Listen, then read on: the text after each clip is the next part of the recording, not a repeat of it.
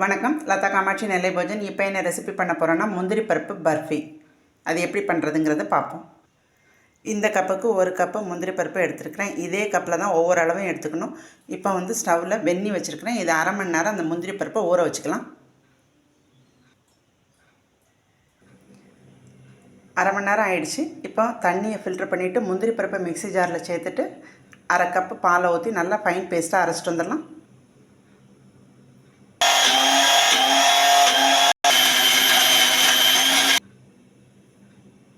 Fine பேஸ்ட்டாக அரைச்சாச்சு. Stove on பண்ணி ஒரு பேன் வச்சு அரைச்ச முந்திரியை சேர்த்துக்கலாம். முந்திரி பருப்பை எடுத்து அதே கப்பில் ஜீனி எடுத்துக்கலாம். அதே அளவு ஜீனி நல்லா கைவிடாமல் கிண்டிக்கலாம்.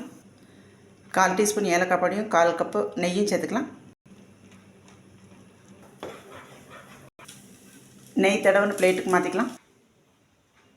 முந்திரி பருப்பு ரெடி நன்றி.